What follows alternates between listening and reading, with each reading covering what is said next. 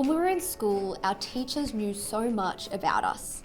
From little kids swapping lunchboxes and handball moves, to young adults going into the world with plans and dreams of our own. It's pretty rare that we knew all that much about them though. Recently, high-profile Australians have commented on the quality of education in our country, so we decided to go to the source. What does it really take to teach? Alright, so we'll just start with an easy question. How long have you been teaching?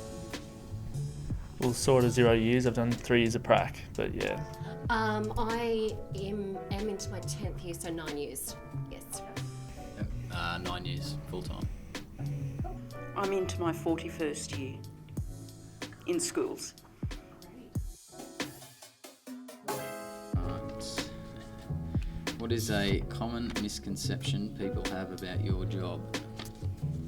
I get holidays so often.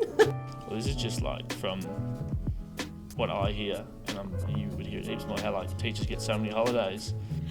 I think very rarely do we get full breaks. I think that's the one thing that frequently we get asked, both Anthony and myself, is, oh, it's great, all those holidays that you get as a teacher.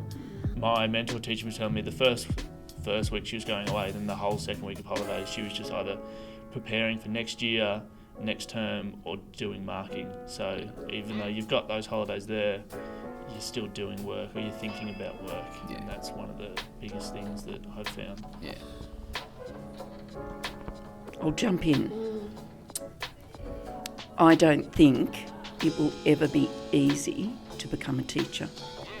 I honestly believe there is a certain type of person who needs to become a teacher. If there's not a high level of emotional intelligence, balanced with knowledge, skill, development, teaching ability, I think they're the wrong people in the classroom. But it's a very individual thing. It's about going through all the learning to become a teacher, but then standing in that classroom and feeling that joy. I'm here to support these students, to encourage them to enjoy their learning, be excited by learning even. And I know how to do it, and I'm going to give it my best shot. Tanya, today you've suggested the ATAR score to studying teaching is too low. Does that mean that you think most of these students aren't smart enough? Well, no, what I'm worried about is we've seen in recent years the ATAR to get into teaching start to slide. I would be curious first. I would have to understand what Tanya Plebisek means by smarter. There's a lot of intelligent people in teaching.